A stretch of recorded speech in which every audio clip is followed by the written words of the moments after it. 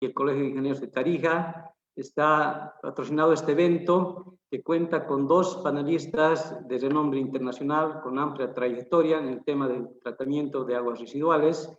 Da la bienvenida a nuestros invitados, ingeniero Daniel Nolasco desde la Argentina y al ingeniero Juan Manuel López Hoyos desde México. Es una iniciativa de este colegiado, del Colegio de Ingenieros, CADECO y Sociedad de Ingenieros de Bolivia, para brindar a la sociedad tarijeña más argumentos para la toma de decisiones en la selección de tecnologías en lo que se refiere a plantas de tratamiento de aguas residuales. Agradecer también a la plataforma Rodríguez Badún, quien nos ha brindado este espacio para hacer este webinar con carácter, diríamos, internacional, porque tenemos inscritos de El Salvador, de Costa Rica, de México, Colombia y España. Evidentemente, el mayor público es tarijeño y boliviano. Creemos que el mensaje que queremos dar es justamente a la selección de tecnologías sostenibles en el desarrollo de este tipo de proyectos. Vamos a dar la bienvenida al ingeniero Juan Manuel López Hoyos. Él es director y fundador de la empresa Silcomex, Servicios e Ingeniería Colombo Mexicanos, de profesión ingeniero químico de la Universidad Pontificia Bolivariana de Colombia. Tiene una maestría en Ciencias de la Ingeniería en Estados Unidos, también una maestría en Administración de Empresas en Colombia y una especialista en tratamiento de aguas residuales industriales en Suecia. El ingeniero Juan Manuel ha sido docente, investigador y expositor invitado en diversos foros de carácter internacional. Cuenta con una experiencia profesional de más de 40 años, participando directa e indirectamente en el diseño y construcción y puesta en operación de más de 650 plantas para el tratamiento de aguas residuales, tanto domésticas como industriales, en varios países de Latinoamérica. Entonces, damos la bienvenida al ingeniero Juan Manuel. Tiene usted la pantalla a su disposición para iniciar su presentación.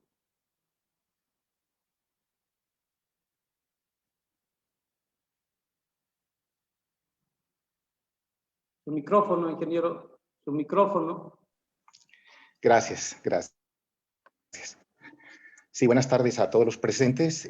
Quiero agradecer al ingeniero Richard Álvarez por esta invitación que nos ha hecho, al ingeniero Daniel Nolasco por aceptar también la invitación y acompañarme en esta tarde con ustedes. Vamos a tratar de hacerlo lo más ameno y lo más rápido posible. Voy a empezar compartiendo mi pantalla.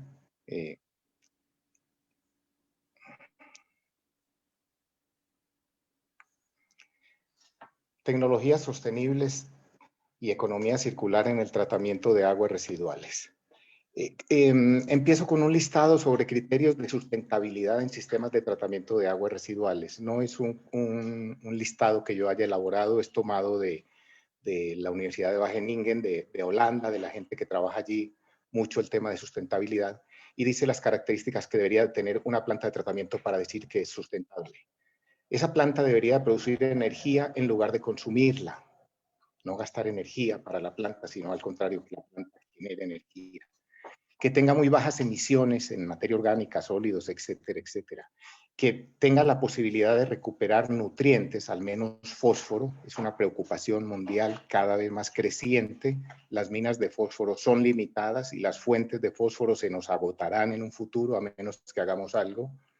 Que sea una tecnología robusta, con alta estabilidad ante cortes de energía, ante variaciones en cargas, presencia de tóxicos, que sea flexible con respecto a futuras ampliaciones, futuras mejoras, simple en mantenimiento, esto es un factor muy importante en su control y operación, que tenga un bajo número de etapas de tratamiento, entre menos tenga mucho mejor, que tenga ausencia de problemas de disposición de lodos, sin olores molestos, aplicable en cualquier escala, inclusive dentro de ciudades, para el caso de sistemas descentralizados o de microplantas de tratamiento, y que haya disponibilidad de experiencia local. Entonces, estos son, en resumen, los criterios de sustentabilidad en sistemas de tratamiento de aguas residuales. Me gusta condensar y decir que las alternativas al tratamiento de aguas residuales las podemos agrupar básicamente en 3 grandes grupos: procesos físicos y operaciones químicas unitarias, procesos biológicos aerobios y procesos biológicos anaerobios. Prácticamente cualquier tecnología que empleemos en el tratamiento de aguas residuales cae dentro de uno o dos de estos grupos. Ejemplos de procesos físicos unitarios, creo que están familiarizados con ellos la mayoría de las personas: el tamizado, el desarenado, la sedimentación primaria, la flotación, la igualación de flujo y homogenización. Son ejemplos de procesos físicos muy simples de implementar, de muy bajo costo de inversión, de muy bajo costo de operación. Ejemplos de operaciones químicas unitarias: la neutralización o ajuste de pH en el agua residual, el balanceo de nutrientes, de macronutrientes y de micronutrientes, la precipitación química, por ejemplo, cuando se requiere, en aguas residuales industriales sobre todo. Entonces hablamos allí de operaciones químicas unitarias. Una observación importante sobre esto: los procesos físicos unitarios no eliminan contaminación, simplemente la separan, la mueven de un lado a otro. Cuando yo pongo una rejilla, antes de la rejilla tengo sólidos, después de la rejilla tengo aguas insólidos, pero los sólidos siguen estando allí presentes. No los disponga adecuadamente, no he resuelto nada del problema. Los procesos físicos, una trampa de grasas no remueve nada de contaminación, simplemente la separa. Las operaciones químicas unitarias tienen un grave problema, y es que estoy tratando de limpiar el agua, estoy tratando de quitar componentes ajenos al agua, y para hacerlo, cuando uso una operación química cualquiera que haga, que emplee, voy a tener que adicionar productos químicos. Entonces, como un contrasentido. Quiero quitar sólidos del agua, pero para hacerlo le voy a meter químicos al agua. A pesar de su aparente sencillez, ambos, los procesos físicos y las operaciones químicas unitarias, son indispensables para un buen sistema de tratamiento de aguas residuales. La mayoría de las plantas de tratamiento que no funcionan en Latinoamérica o en cualquier parte del mundo empiezan sus problemas porque no cuentan o con unos procesos físicos adecuados o con unas operaciones químicas adecuadas. Entonces, este es el punto de partida y es la primera parte donde nos tenemos que focalizar y donde nos tenemos que mentalizar. Tengo que tener unos buenos procesos físicos o unas buenas operaciones químicas al inicio de la planta. Una vez que se han removido los sólidos en suspensión, los sólidos de difícil biodegradación, que se ha ajustado el pH, por ejemplo, en el agua, si hay variaciones, que se ha verificado la concentración adecuada de macro y de micronutrientes, entonces el agua pasa a lo que denominamos un tratamiento secundario. Estos procesos físicos y operaciones químicas los denominamos un tratamiento primario. El tratamiento secundario tiene un objetivo muy claro, y es remover del agua materia orgánica biodegradable que todavía está presente en el agua en forma soluble y coloidal. Ese es el sentido del tratamiento secundario. Y para hacerlo, básicamente contamos con sistemas biológicos. ¿Por qué biológicos? Porque son los sistemas más económicos, los sistemas más amigables con el medio ambiente, con sistemas copiados de la madre naturaleza. Entonces, tenemos sistemas biológicos aerobios o anaerobios. Los dividimos básicamente en dos grandes grupos. Ambos sistemas usan microorganismos como los elementos activos en el proceso de depuración. Es decir, en una planta de tratamiento, más que hablar de tanques, de tuberías, de equipos, etcétera, en realidad debemos de hablar de ecosistemas. O sea, una planta de tratamiento no es un tanque en concreto, ni es un soplador de aire, ni es una bomba. Esos no son sino medios, mecanismos para que los microorganismos hagan el trabajo de limpiar el agua por nosotros. Entonces, para tener eso siempre presente. ¿Por qué usar un tratamiento anaerobio? Y voy a entrar desde ya en materia, en el tema. Si yo tengo un sistema aerobio de cualquier índole, de cualquier tipo, y a ese sistema aerobio voy a ingresar un agua residual, un afluente. Vamos a suponer que ese afluente tiene una carga orgánica de 100 kilos de DQO por día o por minuto, como quieran. 100 kilos de DQO equivale a la carga orgánica que aportan 1000 habitantes más o menos, 1000 personas. Entonces, yo meto esta agua residual a un sistema aerobio y para limpiarlo, esa agua residual, yo voy a necesitar airear el sistema. Se trata de un sistema aerobio. Entonces, tengo que meter energía en aireación. Sin lugar a dudas, obtengo un efluente de muy buena calidad. Puedo remover el 90, 95, 98% de contaminación. Pero al hacerlo, estoy consumiendo energía y estoy generando una gran cantidad de lodos. 50, 60% de la materia orgánica biodegradable que ingresa al sistema, a la planta, me sale del sistema en forma de lodos. y el resto se convierte en biomasa. Entonces, tengo un alto consumo de energía, genero pérdidas por calor y tengo una gran cantidad de lodos en el sistema.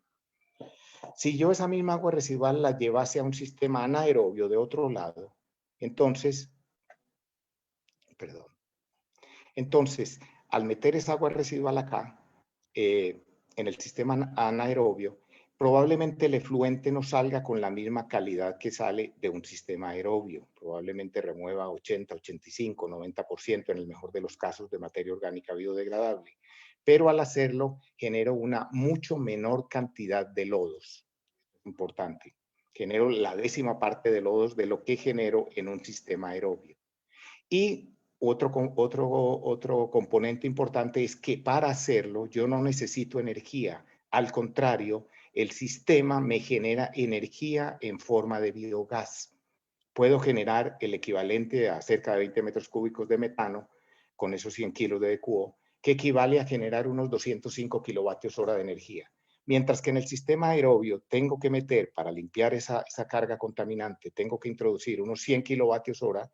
En el sistema anaerobio genero energía, no consumo energía, genero unos 205 kilovatios. Yo podría parar aquí mi explicación y decirles, pues, cuál de los dos sistemas escogen ustedes.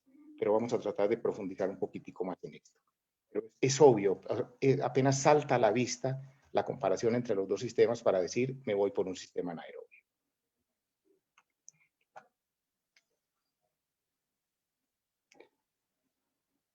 Comparación de sistemas aerobios y anaerobios. Entonces, en el sistema aerobio, la reacción básicamente, y estamos usando aquí glucosa, una molécula orgánica simple, fácil de biodegradar. En el sistema aeróbico, los productos de degradación de esa molécula son básicamente CO2 y agua. En el sistema anaerobio, los productos de degradación de esa misma molécula son gas carbónico y metano. ¿Okay? Aquí es donde está la energía, o sea, cambiamos la forma del compuesto orgánico, pero generamos un compuesto que es potencialmente un combustible. En el balance de carbono, en el sistema aeróbico, más o menos el 50% del carbón sale del sistema en forma de CO2, en forma de gases de respiración, y el otro 50% de carbono se convierte en biomasa. Mientras que en un sistema anaerobio, el 95% del metano sale del sistema en forma de gases de respiración, metano y gas carbónico, que es lo que llamamos biogás, y solo un 5% se convierte en biomasa. Entonces empezamos a ver las diferencias importantes. Energéticamente, ¿qué sucede en el sistema? En el sistema aeróbico, un 60% de la energía va acumulada en la nueva biomasa que se genera y un 40% son pérdidas de calor del sistema, producción de calor. En el sistema anaeróbico, al contrario, el 90% de la energía está retenida en el biogás, en el metano. El 5% de la energía queda retenida en la biomasa que se genera y tenemos un 5% más o menos de producción de calor, de pérdida por calor. En cuanto a producción de biomasa, pues el sistema aeróbico tiene una característica interesante y es que tiene un rápido crecimiento de biomasa, un muy rápido crecimiento, lo cual resulta obviamente en un problema de manejo y disposición de lodos. Mientras que en el sistema anaeróbico, de otro lado, el crecimiento de la biomasa es bastante lento, lo cual a veces incluso puede traducirse en un problema. En el sistema aerobio, ya lo dijimos, por definición requiere energía para aireación. El sistema anaeróbico no requiere energía, al contrario, genera energía. Entonces volvemos a lo mismo. Si yo pregunto cuál usar, el aeróbico o el anaeróbico, pues se cae de su peso por cuál opción deberíamos de irnos. En tratamiento secundario, en sistemas aerobios, ¿qué sucede básicamente? De una manera esquemática y simple, pero totalmente válida. Yo puedo decir que la materia orgánica biodegradable que entra al sistema lo utilizan microorganismos, muchas clases de microorganismos, principalmente, y los que empiezan la cadena de reacciones son bacterias. Estas bacterias para vivir requieren oxígeno, de ahí su denominación de bacterias aerobias, entonces, y requieren nutrientes obviamente para hacer material celular, para reproducirse. Estas bacterias utilizan la materia orgánica, utilizan el sustrato, respiran igual que nosotros los seres humanos y el producto de su respiración es una mezcla de gas carbónico y agua y lo otro que hacen estos microorganismos es reproducirse. producir nuevas bacterias, que es lo que denominamos en una planta de tratamiento lodos. Características importantes del sistema aerobio. Primero, tengo que tener aireación, consumo de energía. Segundo, más o menos la mitad de la materia orgánica que ingresa al sistema sale del sistema en forma de gas carbónico y agua, en forma de gases de respiración, y el otro 50% de la materia orgánica se convierte en lodos. Quiere decir que si yo a mi planta de tratamiento meto diariamente 1 tonelada de materia orgánica, voy a sacar de ese sistema 500 kilos por día de gases de respiración y voy a generar 500 kilos por día de lodos. Eso es importante de recordar y de tener siempre presente. Ejemplos de sistemas aerobios: los ríos, los riachuelos, estos son sistemas naturales, sistemas aerobios; las lagunas facultativas o lagunas aireadas mecánicamente, artificialmente; las zanjas de oxidación, este tipo de estructuras; los filtros percoladores; los sistemas de biodiscos o los sistemas de lodos activados. Cualquiera de ellos es un sistema aerobio y en cualquiera de ellos se dan en mayor o menor grado la reacción que les acabo de mostrar esquemáticamente. Vamos a hablar un poquitico sobre el sistema de lodos activados porque es el sistema más conocido a nivel mundial. El sistema de lodos activados tiene más o menos 120 años de existencia en el mundo, entonces es el más conocido. Algunos en España le dicen fangos activados, pero es lo mismo, lodos activados. Un ejemplo esquemático del sistema de lodos activados. Entonces, el agua ingresa, el agua que pasó por un tratamiento primario, unos procesos físicos unitarios muy sencillos en el caso de aguas residuales municipales o de aguas ordinarias. Esa agua entra a un tanque, a una estructura que puede ser fabricada en diferentes materiales. El material ya les decía lo de menos, eso es simplemente un contenedor. Entonces, entra a este tanque, lo llamamos un reactor biológico aerobio. Tanque de aireación es el nombre más simple. Dentro de este tanque vamos a promover el crecimiento de los microorganismos aerobios, simplemente dándoles las condiciones ambientales apropiadas de temperatura, de pH, de nutrientes, que para las aguas municipales, las aguas ordinarias, es una fortuna que las aguas residuales domésticas tienen un pH casi neutro, tienen suficientes nutrientes y suficientes micronutrientes. Entonces, no tenemos que preocuparnos mucho por las características del agua. Sí es indispensable en ese tanque de aireación inyectar aire, inyectar oxígeno a ese tanque de aireación. Entonces, en el tiempo que permanece el agua entre la entrada y la salida, que puede ser 4, 6, 8, 10, 12 horas, los microorganismos aerobios van a comer toda la materia orgánica biodegradable que llega en el agua, van a respirar y van a liberar a la atmósfera CO2 y agua, y lo otro que van a hacer es reproducirse. Si yo mido la eficiencia de remoción entre la entrada y la salida de un tanque de aireación, la máxima remoción que voy a lograr es del orden del 50%. ¿Dónde está el 50% de materia orgánica que entró al sistema y ya no está en la salida? Está en la atmósfera, lo saqué a la atmósfera. Ahora, ¿cómo mejoro la eficiencia del sistema? Los que desarrollaron la tecnología hace más de 100 años encontraron que los microorganismos aerobios son más pesados que el agua, tienden a aglutinarse, a formar grumos o flocs, les decimos, y esos flocs son más pesados que el agua. Entonces, si el licor que sale de este tanque lo llevamos a un tanque de sedimentación, le damos una condición de quietud, los microorganismos por su propio peso van a ir al fondo del tanque, se van a sedimentar y el agua ya va a quedar bastante limpia. Y ahora sí, entre la entrada y la salida voy a encontrar remociones del orden del 90-95% de contaminación. ¿Dónde está la contaminación que entró en el agua residual y ya no está en la salida? La mitad está en la atmósfera, la otra mitad está en el fondo del sedimentador. Un componente importante del sistema de lodos activados es una línea de recirculación interna de lodos. Esta línea, ¿qué sentido tiene? Al principio, cuando estoy arrancando la planta, es importante mantener la más alta recirculación de lodos posible para poder promover el crecimiento de microorganismos dentro de mi tanque. Pero una vez que yo tengo la cantidad de microorganismos adecuados dentro del sistema, a medida que se van produciendo nuevos lodos, definitivamente los tengo que estar sacando del sistema de manera continua. Todos los días entra materia orgánica biodegradable, todos los días se producen lodos, todos los días tendré que sacar lodos de mi sistema. Y sobre esto quiero anotar algo muy importante. Prácticamente en una planta de lodos activados, la única variable que puede manipular el operador de la planta, la única, es la purga de lodos. Él no puede jugar con el aire al tanque de aireación, los sopladores son equipos mecánicos de una capacidad fija, limitada. Él no puede variar la composición del agua residual, ni siquiera el flujo. Él tiene que recibir el agua que le llegue, con las condiciones que le llegue, entonces no puede hacer nada aquí, no puede calentar el agua, no puede hacer mayor cosa. La única variable con la que realmente puede jugar un operador de una planta de lodos activados es la purga de lodos. Y mediante esa purga apropiada de lodos, garantizar la calidad del agua tratada. Entonces, esto es lo que queríamos compartirles sobre el sistema de lodos activados. Este es un aspecto típico de una planta de lodos activados. Este es el tanque de aireación. En él es un licor café dorado. Yo no debo de ver basuras. Si yo encuentro aquí sólidos en suspensión, colillas de cigarrillo, plásticos, condones, etcétera, definitivamente tengo un problema en el tratamiento físico, en el pretratamiento que tengo que ir a resolver allá.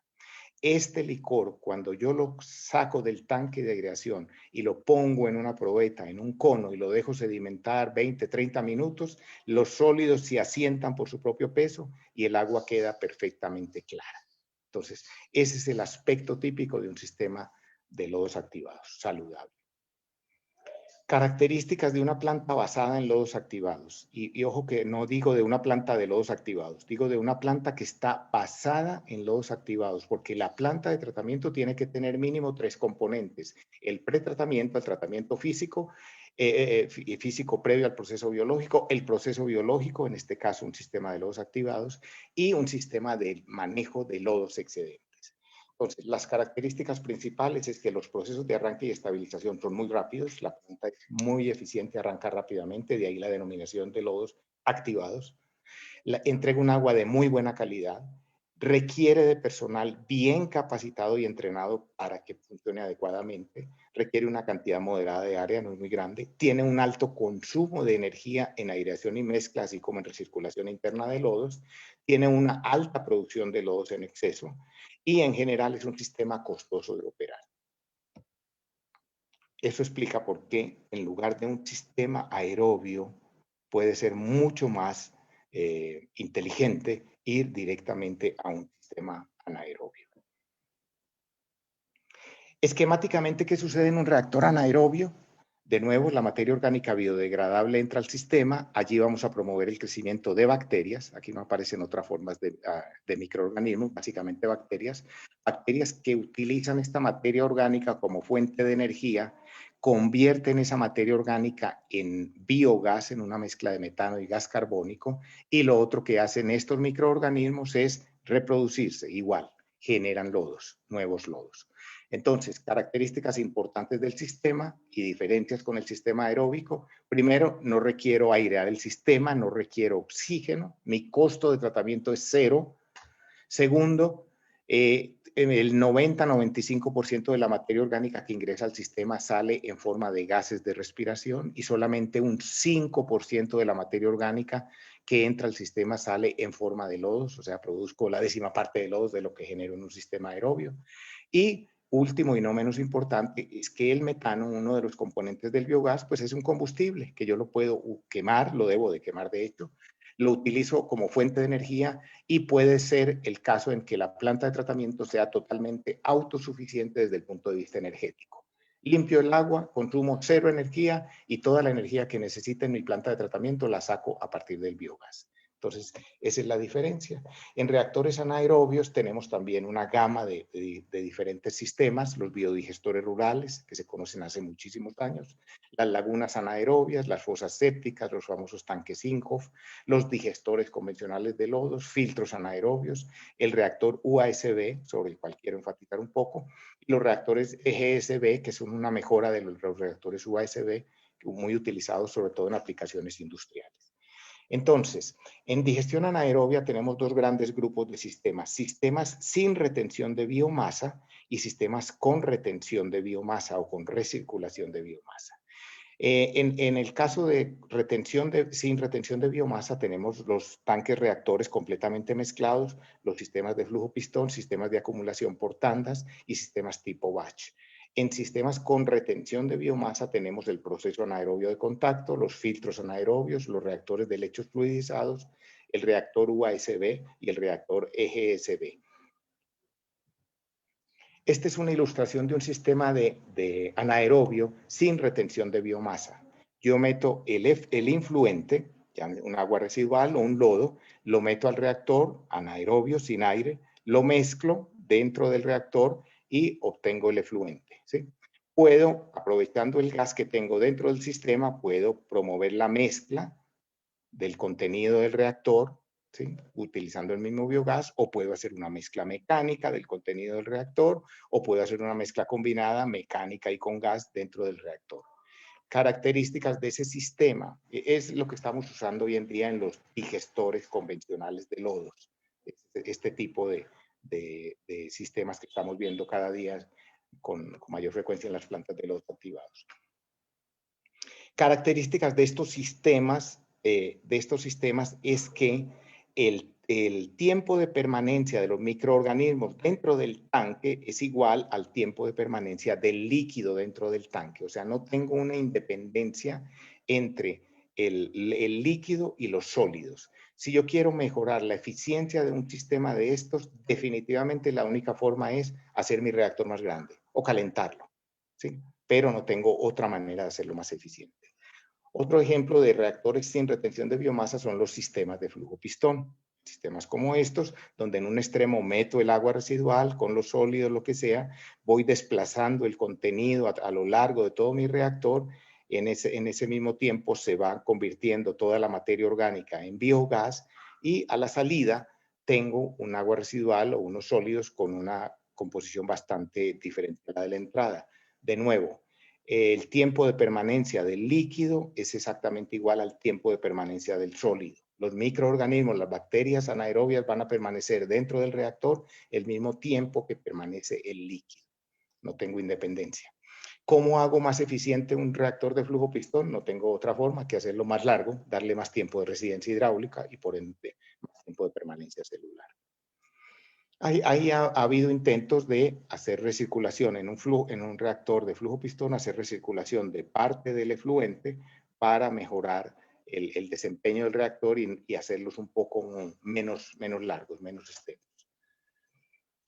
Un cambio importante en la tecnología anaerobia se da en el momento en que se buscan métodos para retener la biomasa dentro del sistema, de que en lugar de que entre el agua, la biomasa permanezca al mismo tiempo que el líquido. Entonces, más bien, y copiado de los lodos activados, se pensó en por qué no tomo el efluente del reactor, lo paso por un separador de sólidos, un sedimentador, por ejemplo, y esos lodos los reinoculo de nuevo al reactor. Entonces tengo, el agua pasa por el sistema, sale del separador, pero los sólidos permanecen un tiempo distinto al que permanece el líquido dentro del sistema. Con esto, ¿qué logramos? Independizar la edad de lodos, el tiempo de permanencia de los microorganismos, de lo que es el tiempo de residencia hidráulico del líquido. Eso me permite pasar mucho más agua, mucho más líquido a través de mi sistema, con un volumen de reactor más pequeño. Entonces, ese proceso anaerobio que llamamos de contacto tiene ciertas características importantes. Lo usamos para aguas residuales con altos volúmenes, altos flujos, con un bajo tiempo de residencia hidráulico, de horas apenas. Tenemos una mezcla completa dentro del digestor con un buen contacto entre el sustrato y la biomasa. Recirculamos parte de los lodos, como les decía, para mantener una alta concentración de biomasa dentro del digestor. ¿Cuál es el objetivo? Lograr una alta eficiencia de remoción orgánica y lograr una operación estable con un tiempo de residencia hidráulico de horas, ya no de días, como hablamos en los otros sistemas. ¿Cuáles son las limitaciones, sin embargo? Que hay una separación muy pobre del lodo del agua residual, debido principalmente a una mezcla demasiado intensa dentro del reactor, lo cual lleva a un deterioro en la estructura del lodo y en su sedimentabilidad, y además de que el lodo lleva atrapado biogás, parte del biogás, lo cual tiende a hacer que el lodo flote en el separador. Entonces, se han propuesto mejoras al proceso anaerobio de contacto. Por ejemplo, de mi reactor anaerobio saco el líquido, lo paso por una unidad de desgasificación y luego de desgasificado lo llevo a un sedimentador y ahora sí saco un efluente de mejor calidad y los lodos del sedimentador los llevo de nuevo al reactor. Entonces, Esta idea es la que vamos a ver que está plasmada perfectamente dentro del reactor UASB. Cuando hablemos un poquitico más adelante del UASB, vamos a ver que esto del reactor con su unidad de desgasificación y su sedimentador está todo inmerso dentro del mismo reactor. Hay formas de lograr retención de biomasa dentro de los reactores anaerobios. Uno es por inmovilización en un material de soporte fijo, como es en los filtros anaerobios, por atrapamiento en un material de soporte móvil, en un reactor de lecho fluidizado, o por autoinmovilización, como es el caso del reactor UASB o del reactor EGSB, que les decía es una mejora del UASB. Entonces, los filtros anaerobios, la biomasa la fijamos a una superficie. El espesor de la biopelícula es lo que nos sirve para controlar el crecimiento de microorganismos. ¿Qué limitaciones tiene ese reactor? Definitivamente el filtro anaerobio, que tiene taponamientos, presenta taponamientos, y esa es una desventaja importante, ¿okay? Del filtro anaerobio. Se intentó poner filtros anaerobios de flujo descendente con recirculación. Se pensó en no tener un material de relleno dentro del filtro, sino poner unas partículas y tener un lecho fluidizado. Entonces, para tratar de solventar los problemas de los filtros anaerobios, también con problemas un poco en esto, con un alto consumo de energía. Y estudiando estos sistemas es cuando aparece el reactor UASB, el cambio tecnológico importante. El reactor UASB logra una separación, una independencia entre el tiempo de residencia celular, el tiempo de retención de los lodos, y el tiempo de retención hidráulico, sin partes electromecánicas dentro del reactor, ¿sí?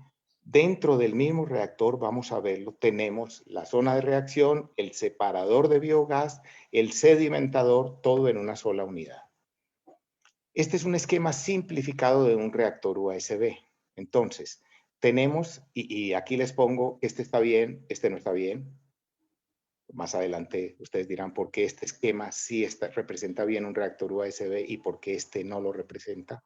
Lo podemos ver más adelante, pero es importante tenerlo presente. El EGSB es un reactor, como les decía, es una mejora del UASB que se usa en aguas residuales industriales, no es en el caso de aguas domésticas, pero quiero que los conozcan. Son reactores esbeltos, reactores que toleran cargas orgánicas muy altas, bastante altas, tienen estas formas, ahí normalmente son sistemas patentados, como Package, como Biotrain, tienen sus sistemas patentados, reactores muy esbeltos, pero como les digo, en aplicaciones industriales, no en aguas residuales domésticas, no se justifica el costo de la tecnología ni el costo de operación. En reactores anaerobios a escala real, entonces, los procesos anaerobios de contacto toleran cargas orgánicas, kilogramos de materia orgánica por metro cúbico hoy día, del orden de 0.5 a 5. Los filtros anaerobios ya toleran cargas orgánicas más altas, los UASB mucho más altas, los de lecho fluidizado un poco más altas, igual que los EGSB.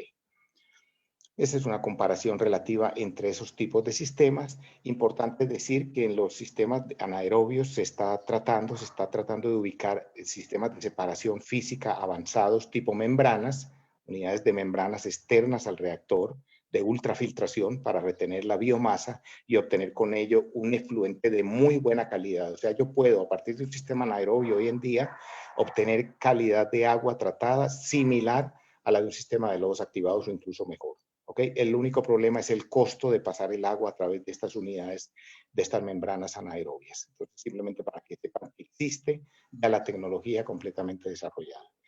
Pero volvamos al reactor anaerobio UASB, que es el sistema que pienso yo que debemos de implementar en nuestros países en Latinoamérica. Esto de nuevo es un esquema, es un reactor, no tiene que ser cubierto, no tiene que ser cerrado, pero aquí está representado cerrado. En las 2/3 partes más bajas del reactor voy a promover el crecimiento de un manto de lodos. El agua entra siempre por abajo, asciende a través del manto de lodos. Los microorganismos en el manto de lodos van a convertir la materia orgánica biodegradable en biogás y gas carbónico. Ese biogás lo voy a capturar en una estructura en forma de campana, lo voy a sacar del sistema. Este es mi desgasificador, lo saco del sistema y la parte externa del separador me va a servir como sedimentador. Total que esto lo llamamos un separador de 3 fases. Como pueden ver, dentro del USB tengo los 3 componentes, el reactor, el desgasificador y el sedimentador. Sistemas que tienen eficiencias de remoción de materia orgánica del 70 al 90%. En aguas industriales pueden tener eficiencias de remoción muchísimo más altas, 95-98%. Se ha usado en Europa, Asia, en Latinoamérica, en todas partes, en todos los países del mundo. Es una tecnología ya madura. Se ha usado en el tratamiento de aguas residuales de todo tipo, siempre que haya materia orgánica biodegradable, ¿ok? Y en aguas negras, en aguas municipales, lo hemos venido usando desde hace ya casi 40 años. Las características principales del reactor: la retención de biomasa se logra por la formación de un agregado de lodos con muy buenas propiedades de sedimentación. El sistema separador de 3 fases es interno al reactor. Tiene un alto tiempo de retención celular, días, o sea, las bacterias permanecen dentro del sistema 50, 70, 100 días, tiempos de residencia hidráulicos muy bajos, de 4, 6, 8 horas. El contacto entre el sustrato, o sea, entre la comida y la biomasa, se logra mediante una distribución uniforme del sustrato en el fondo del reactor, mediante una elevada velocidad ascendente del flujo, característica de diseño del sistema, y la mezcla de agitación se logra de manera natural por la producción y liberación de biogás. O sea, no necesito meter agitadores, mezcladores de ningún tipo. Esta es una forma de alimentación al reactor. Esquemáticamente es una flauta perforada, es un tubo que pongo en el fondo del reactor y en el cual ponemos unas perforaciones, unos orificios bien calculados. Inicialmente empezamos en Colombia hace casi 40 años utilizando estos tipos de sistemas de alimentación a los reactores altamente ineficientes.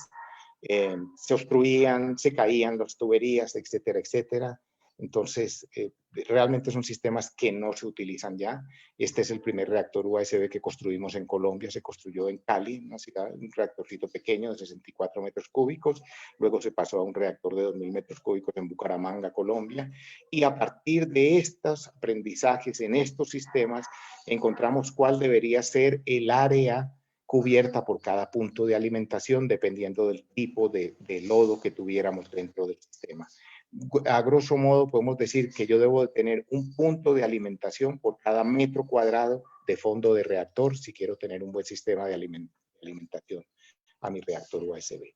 Estos son ejemplos de reactores USB que hemos hecho en diferentes países de Latinoamérica para que vean que es una tecnología ya madura, ya probada, ya completamente probada.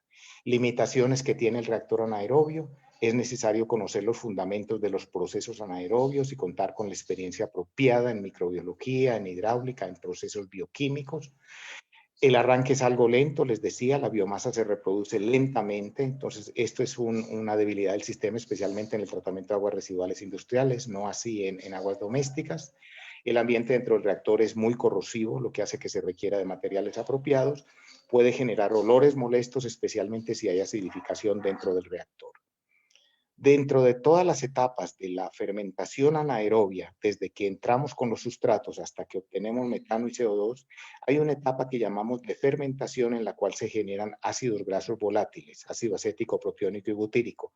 Cuando hay acumulación de estos ácidos dentro del reactor, el reactor huele mal y el reactor no muestra eficiencia de remoción. Entonces, un reactor anaerobio que esté oliendo mal, definitivamente no vamos a ver producción de biogás y vamos a tener problemas graves de malos olores. Estas son algunas microfotografías de tipos de bacterias anaerobias. La característica del lodo anaerobio es que es un lodo oscuro, mientras más negro, mucho mejor es el lodo. Es una forma de verlo. Sus ventajas principales es que no consume energía el reactor, al contrario, genera energía en forma de biogás, tiene una baja producción de lodos y ya están estabilizados esos lodos. Los lodos del USB están concentrados, yo los retiro al 2 a 5%, lo suficientemente concentrados para ser deshidratados de una vez. Requiere una baja inversión inicial, ya que los reactores son mucho más pequeños, tienen mínimos costos de operación y mantenimiento, no tiene ninguna parte móvil, lo cual lo hace prácticamente libre de mantenimiento. También puede ser en algún momento una desventaja, y lo digo yo porque en algunos de nuestros países, en algunas de nuestras plantas, en lugar de tener operadores de plantas de tratamiento, ponemos a un vigilante a que opere la planta de tratamiento. Como él ve que en el reactor anaerobio no hay nada que se mueva, que haga ruido, que vibre ni nada, pues termina desatendiendo definitivamente el reactor. Ingeniero Entonces, Juan Manuel, sí, ingeniero, le quedan sí, 5 minutos, por favor. muchas gracias. Entonces, comparando el reactor aerobio con el reactor anaerobio, este es el caso de una población equivalente de 100.000 habitantes, una ciudad de 100.000 habitantes con unas 10 toneladas por día de carga orgánica. Yo puedo sacar un agua con muy buena calidad, pero al hacerlo voy a consumir energía, voy a gastar una gran cantidad de energía y voy a generar lodos en exceso. Si yo comparo eso con un sistema anaerobio, definitivamente la calidad del agua tratada puede que no sea la mejor, no es exactamente igual a la del sistema aerobio, pero al hacerlo genero muchísimo menos cantidad de lodos y genero energía.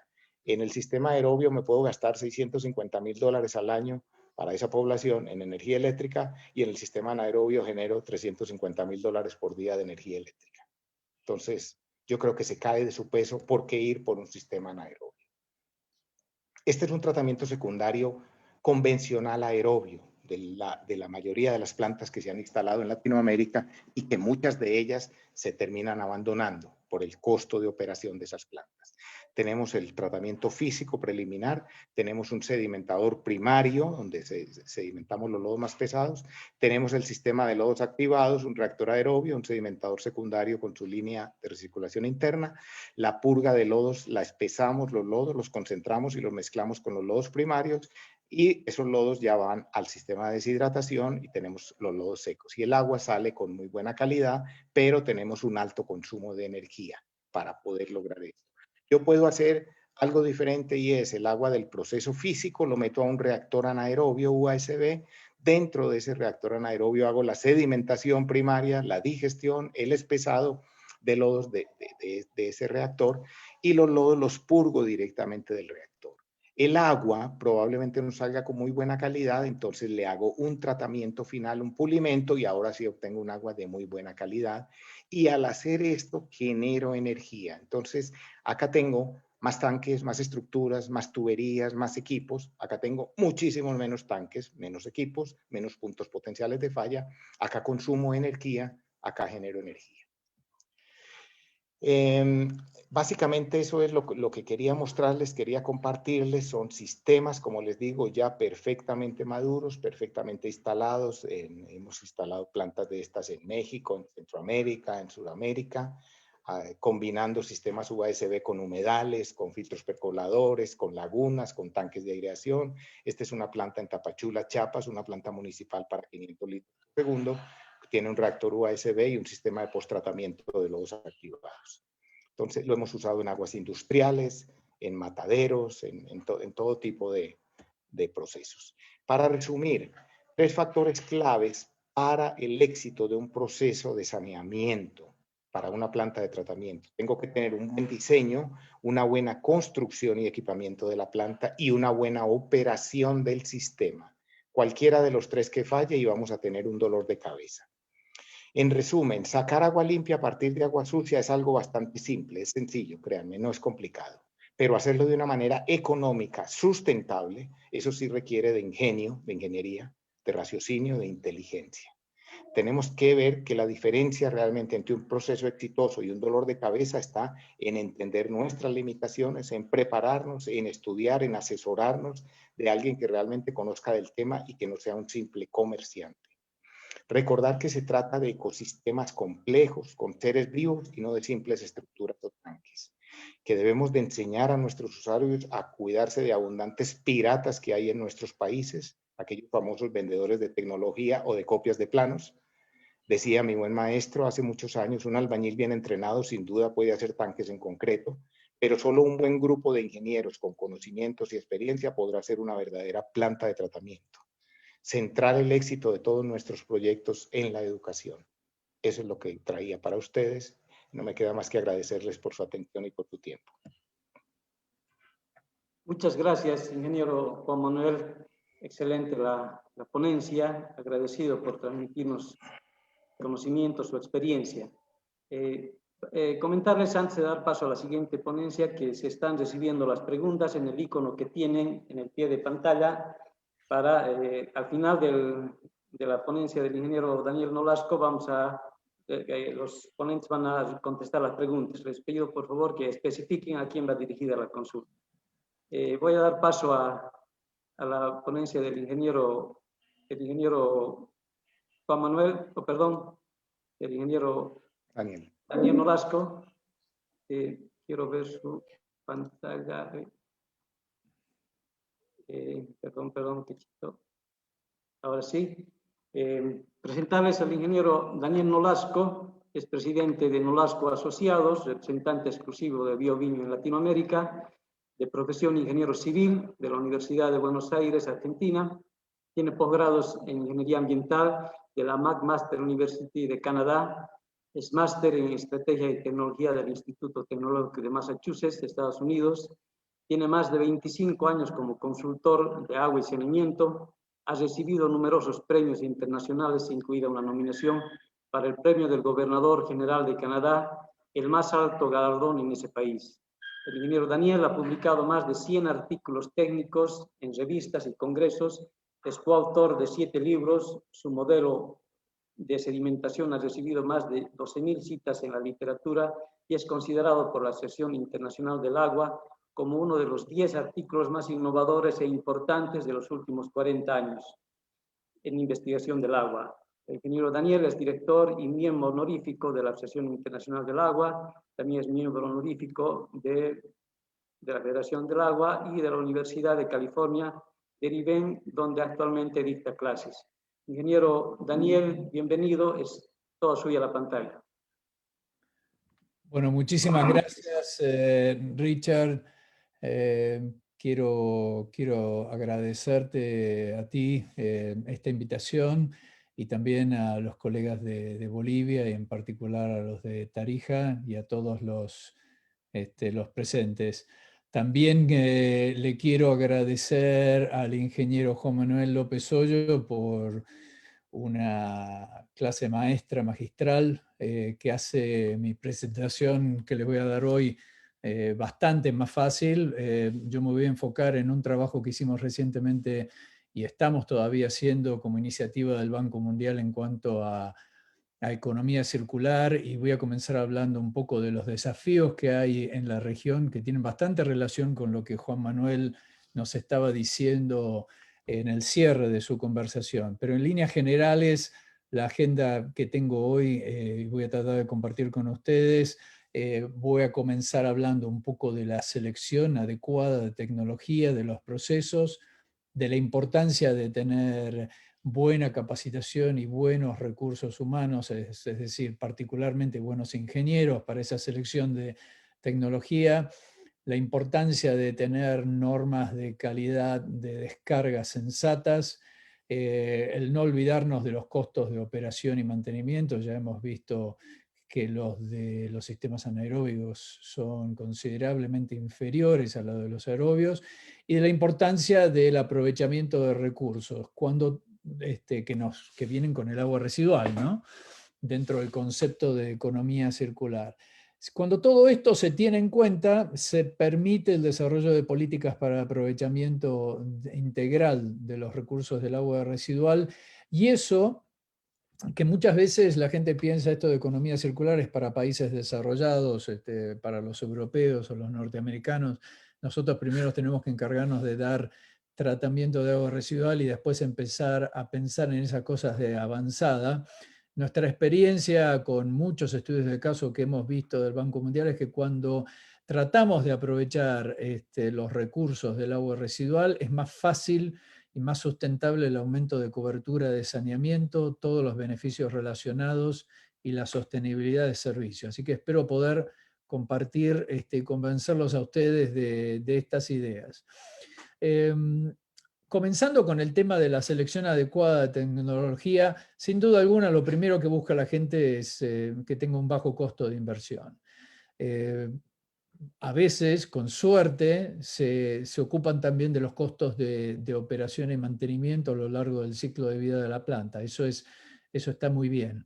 Y después empiezan a entrar factores como la facilidad de la operación, enfocarnos en la calidad de efluente y el uso final que le vamos a dar porque no todas las tecnologías de tratamiento nos permiten, por ejemplo, reusar el agua o generar biogás para aprovechar la energía. Y ahí también entran los temas de consideraciones locales. Por ejemplo, uno de ellos es la altura.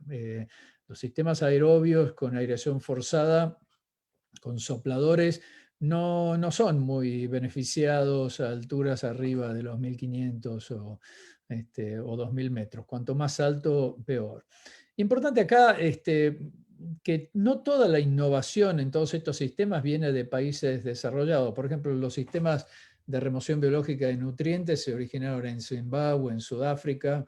Los modelos matemáticos para simulación de plantas que se usan en simuladores para el diseño y la operación, por ejemplo, el BioWin, fueron desarrollados en Ciudad del Cabo. La aplicación de sistemas anaerobios como los WASB, desarrollados por Letinga y otros colegas en Europa, fueron aplicados masivamente en tratamiento de aguas municipales en Brasil. Quizá Brasil es el líder, aunque como el ingeniero o el colega nos habló recientemente, están ahora por todas partes. Alcantarillados condominiales también desarrollados. Entonces, cuando miramos a innovación, creo que es importante también mirar dentro de lo local para entender qué es, que no todo tiene que ser necesariamente importado de afuera.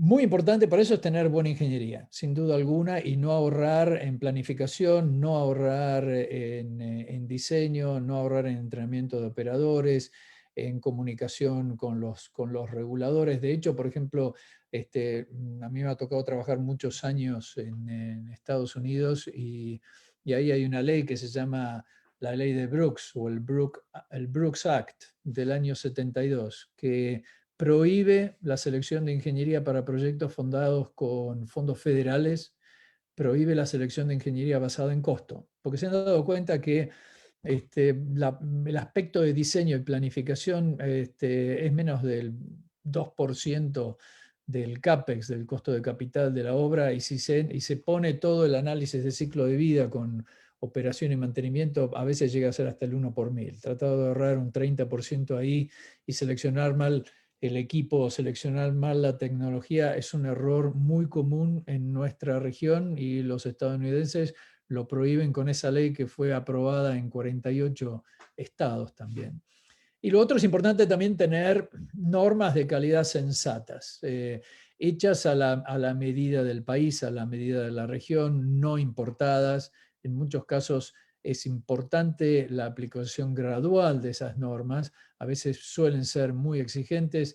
En Argentina, por ejemplo, hay una provincia de Córdoba que tiene normas tan exigentes que construir una planta nueva de tratamiento y cumplir con la ley es prácticamente imposible, porque exigen niveles de fósforo y nitrógeno en la salida que hacen que las plantas sean carísimas de construir y muy caras de operar, y no se hace nada. Entonces, la aplicación gradual de esas normativas también es importante. Y esta última palabra, intersectorial, si uno quiere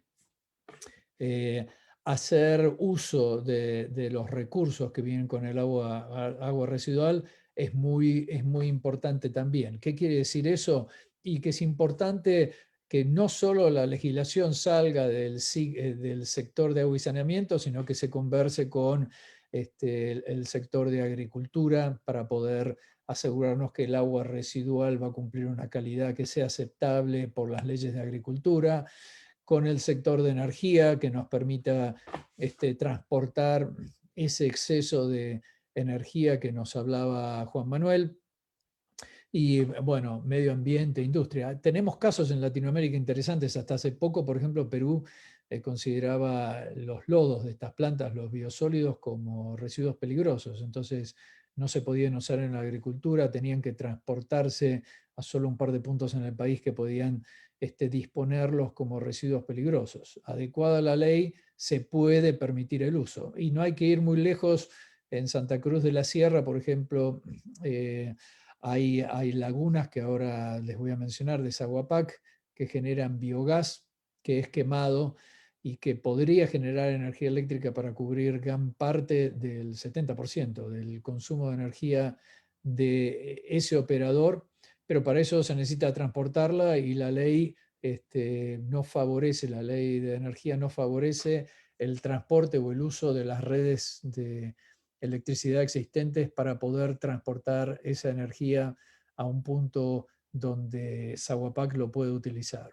Entonces, rápidamente, ¿qué lineamientos básicos tendríamos que tener para definir los requerimientos de descarga o la calidad del efluente?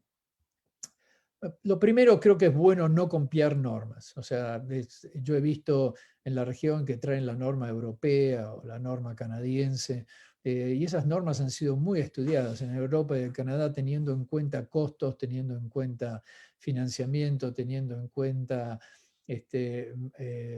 ahorros a nivel económico que no aplican necesariamente a nuestros países. Nuestras leyes tienen que estar basadas idealmente en el cuerpo receptor y también en las condiciones socioeconómicas, hasta dónde podemos pagar nosotros. Muchas de nuestras leyes en nuestros países establecen concentraciones, pero no dicen si son promedio. Entonces, muchas veces esas concentraciones se toman como valores a no ser superados. Y a veces cuando hablan de promedios no indican sobre qué periodo de tiempo se deben calcular dichos promedios. Entonces, por ejemplo, nuestra indicación es que si las plantas son grandes, plantas de ciudades importantes, los periodos para esos promedios sean mensuales, y si son plantas pequeñas, que sean anuales. Uno puede pensar en los límites de descarga como si fueran las notas de un estudiante. Una cosa es mucho más exigente de decirle a un estudiante que nunca puede tener una nota debajo de 8 que pedirle un promedio de 8 mensual.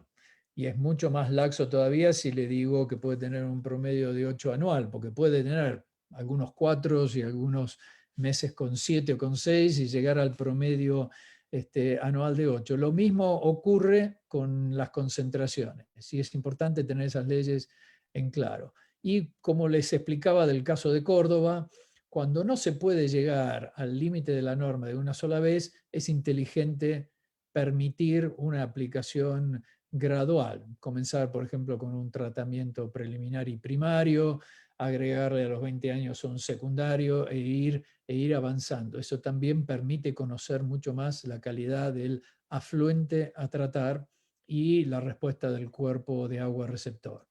Y también, desde el punto de vista del cuerpo de agua receptor, las normas más avanzadas no fijan concentraciones, sino que fijan cargas, o sea, kilogramos de DBO por día que se pueden descargar, kilogramos de fósforo, y de vuelta promedios mensuales o promedios anuales, o sea, no son concentraciones. Y como ya les dije, si se pretende reusar el agua o aprovechar biosólidos para recuperar costos de operación y mantenimiento, entonces es importante integrar otros sectores en la generación de las normas. Muy bien. Costos de operación y mantenimiento. Idealmente deberían ser cubiertos por tarifa o por ingresos en la recuperación de los recursos. Y para eso la selección de procesos es muy importante. Si ustedes se fijan acá, este es un informe hecho por la Federación de Agua de Norteamérica, la Water Environment Federation o WEF, donde se muestran distintos procesos. Acá hay procesos anaeróbicos o de lagunas también, filtros percoladores, lodos activados en aireación extendida, lodos activados con reactores de membrana, los famosos MBR. Y estos son los kilowatts hora que cuesta por población equivalente por año mantener u operar cada uno de esos. Ustedes observarán dónde están los anaerobios. El lodo activado está 3 o 4 veces, si es en aireación extendida, 3 o 4 veces por encima, y si es un lodo activado convencional, por lo menos el doble de energía requerida. Y esto de acá no considera los ahorros por generación de energía, es solamente mover equipos, bombear. Entonces, esta planta que está acá es una planta en Arequipa, más o menos Perú, a 2.800 metros de altura, que aplicaría, es una aireación extendida que aplicaría dentro de ese rango que se ve ahí. Lo que sucede es que al estar a 2.800 metros de altura, lo que sucede es que se necesita muchísimo más energía para bombear todo el oxígeno necesario ahí adentro. Entonces, imagínense mantener operando una planta de esas, lo que le cuesta a la ciudad comparado con un anaerobio que hasta puede llegar a dar, como dijo el colega, resultados negativos de energía. Es decir, yo puedo llegar a generar energía. Entonces, selección de procesos como lodos activados o lodos activados en aireación extendida no es muy inteligente en general si uno no tiene para cubrir los costos de energía, y mucho menos inteligente si está en altura. Y lo que sucede es lo que siempre uso de un amigo, Ken Brisky, de los Estados Unidos, que él dice que el CAPEX de estas plantas a ciclo de vida es como la parte de arriba del iceberg, lo que todo el mundo ve y todo el mundo se preocupa, pero a lo largo del ciclo de vida, el OPEX, particularmente en un sistema aerobio, puede ser la parte de abajo del iceberg, lo que puede hacer naufragar nuestras mejores intenciones. Y eso hay que tenerlo en cuenta. Y acá me interesa mostrarle un trabajo que hicimos también con el Banco Mundial para Perú, donde comparamos costos de operación y mantenimiento de lodos activados. Acá nos van a disculpar, está un poco tachado, pero habla que para lodos activados estamos entre 4 y 8 dólares por año por persona servida. Y fíjense en acá, los RAFA son los reactores anaerobios de flujo ascendente, los UASB. Fíjense que están entre 1 y 3. Acá ya estos son más caros porque están con lodos activados.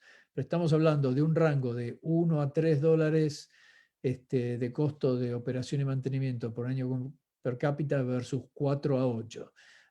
Las diferencias son importantes. O sea, la base del iceberg de estos sistemas aerobios como el lodo activado es importante. Y en altura, como les decía, es mucho peor, porque este es un caso que hicimos un estudio para el Alto, pero cuando estamos a 4.000 metros de altura, la presión, a esto no le tengo que explicar a los colegas de Bolivia, es mucho menor, la disponibilidad de aire también es mucho menor.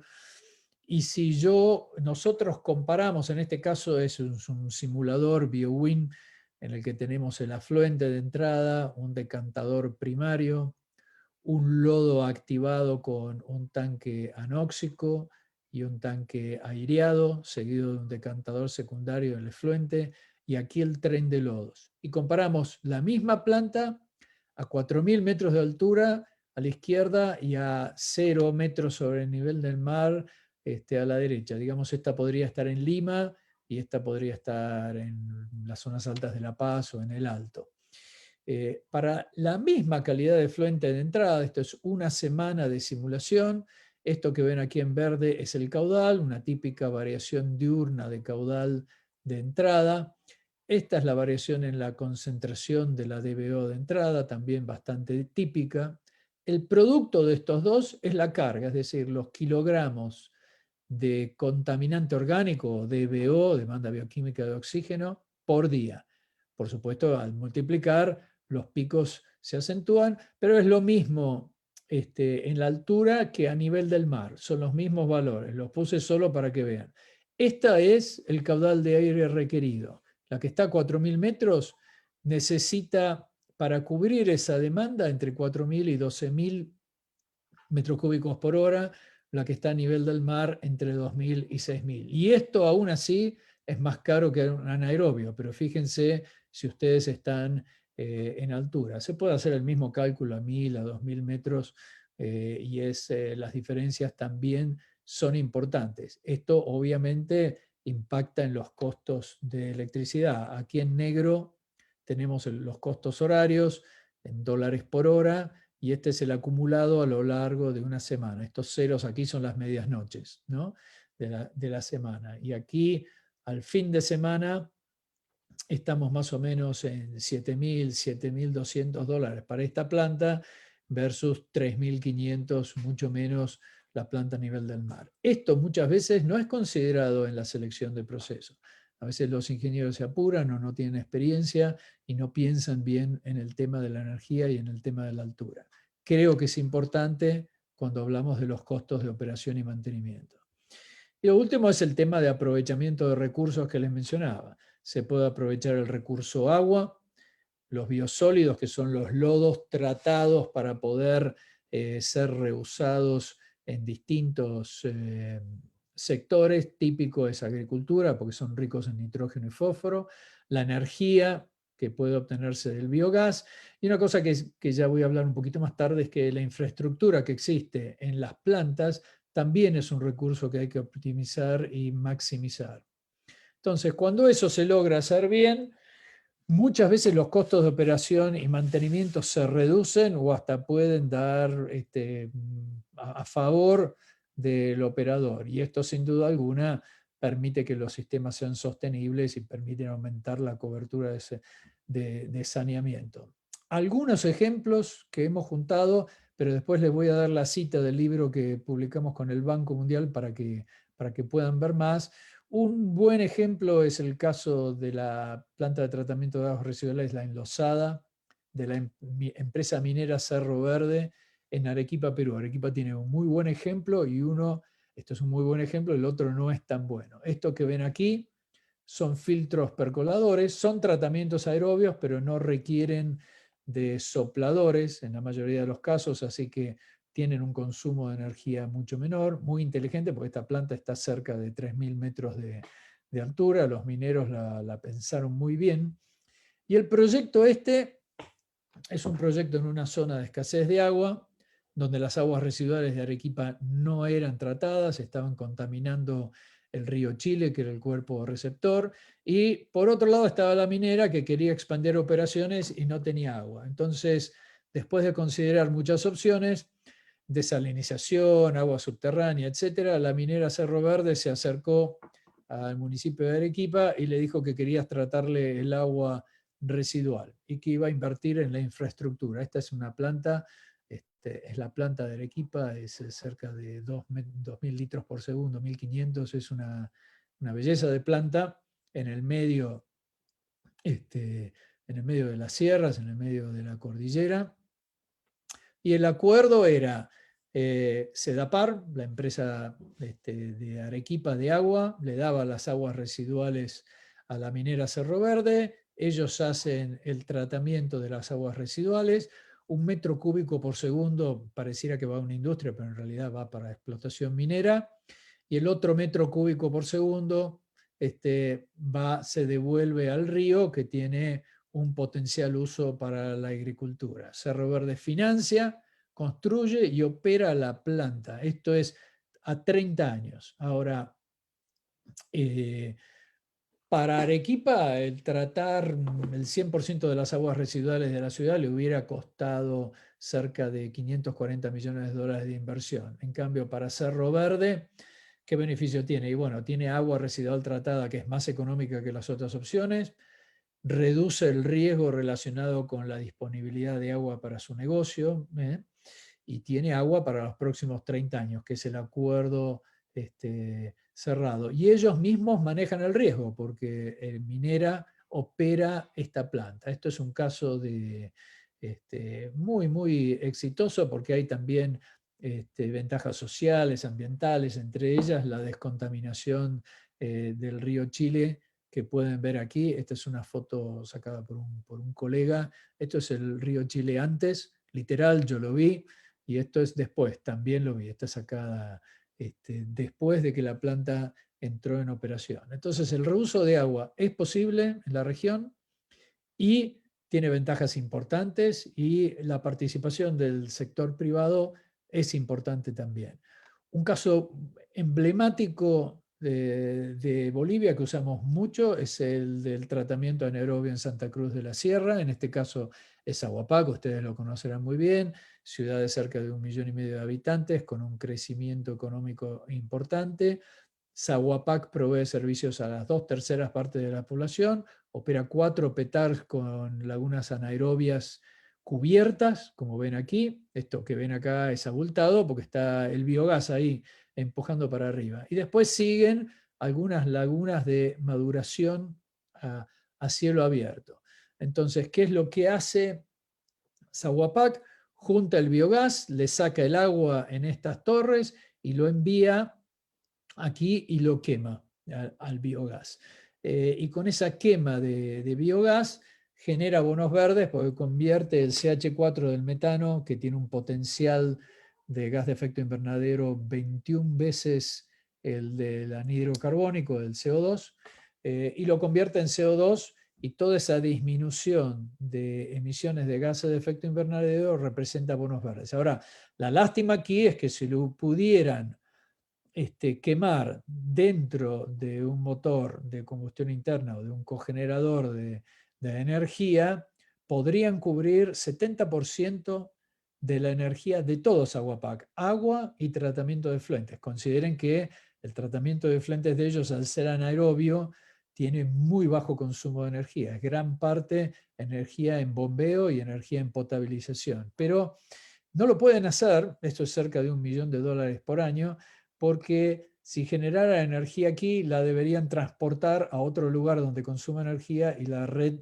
eléctrica no se los permite por un tema de legislación. ¿Se acuerdan que les hablaba de la combinación de las legislaciones y hacerlas intersectoriales? Ahora, del uso del biogás, hay muchos casos en Latinoamérica. Uno bastante importante, emblemático, es el de la Farfana, una de las 2 plantas grandes que tiene Santiago de Chile. Es un lodo activado convencional. Sirve a más de 3 millones de habitantes, tiene una capacidad de 8.800 litros por segundo, fue una inversión bastante importante de capital, es operado por Aguas Andinas y tiene 8 digestores anaerobios. O sea, lo que nos explicó el colega Juan Manuel es que los lodos que salen del tratamiento primario y los lodos del tratamiento biológico van a unos digestores. Y esos digestores, que están, bueno, esto es un acumulador, estos son los digestores aquí. Estos digestores antes ventaban, no ventaban, pero quemaban el biogás en un arrestallamas controlado, pero quemaban una cantidad importante de biogás, hasta que parte también de lo que quemaban se utilizaba para calentar los digestores, porque estos sistemas biológicos anaerobios operan más eficientemente a temperaturas de entre 35 y 37 grados, lo que se llama mesofílico. Y pueden remover una cantidad importante de lodo, más o menos un 50% de los lodos volátiles, que es cerca de 1/3 del lodo total, es convertido acá en biogás, pero acá lo quemaban. Entonces, el arreglo fue, habiendo una oportunidad, se arreglaron con Metrogas, la empresa que le da gas a la ciudad de Santiago de Chile, para que les compre ese biogás. Tiene un valor importante y a su vez generan bonos de carbono, porque ese biogás se quema y se convierte del metano con un potencial de 21 de gas de efecto invernadero a CO2, que tiene un potencial de 1, ¿no? Y a su vez, los lodos que se generan por tratamiento anaerobio pueden ser usados en agricultura, es decir, se gana por todas partes en este proceso y se reducen considerablemente los costos de operación y mantenimiento de esta planta. Muy bien.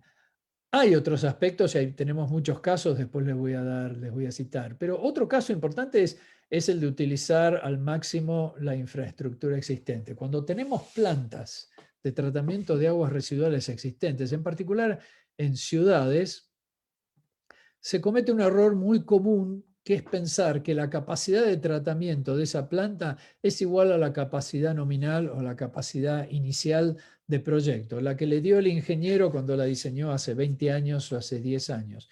Y nuestra experiencia en Canadá y en Estados Unidos es que distintos procesos de tratamiento, por ejemplo, ahí el pretratamiento, tienen capacidades reales, marcadas ahí por esta barra. Por capacidad me refiero al caudal de agua que puede tratar cumpliendo los requerimientos de ese proceso, cumpliendo las remociones de contaminantes o la finalidad de ese proceso. Entonces, si aquí marcamos litros por segundo, metros cúbicos por segundo, y esta es la capacidad nominal, digamos 2 metros cúbicos por segundo, las capacidades reales del pretratamiento, del tratamiento primario, suelen ser, en muchos casos, ahí tenemos tanques de aireación, sopladores y difusores, pueden ser en muchos casos, medido en la experiencia, superiores. Ahora, ¿qué sucede? Ahorros en ingeniería o apuros hacen que digan, bueno, si tengo una capacidad nominal de 2 y quiero llegar a un objetivo, a una nueva capacidad de 3, aumento todo en un 50% y me ahorro la ingeniería y vamos más rápido. El resultado es aumentar en un 50% todas las capacidades. Cuando en realidad, si hubiéramos solo aumentado aquellos cuellos de botella de capacidad, hubiera habido ahorros muy importantes en la inversión de capital, que siempre llamamos CAPEX, en operación y mantenimiento. Cuando más grandes los procesos, muchas veces cuesta más mantenerlos, en la huella de carbono excesiva de haber generado todo ese hormigón y todo ese equipo electromecánico además, y distintas huellas, huella de agua, huella de energía. Entonces, existen metodologías para evaluar y auditar estos procesos que permiten determinar las capacidades de cada uno de estos procesos. Una de ellas, por ejemplo, muy simple, son pruebas de estrés. Vamos aumentando caudal hasta el punto de falla.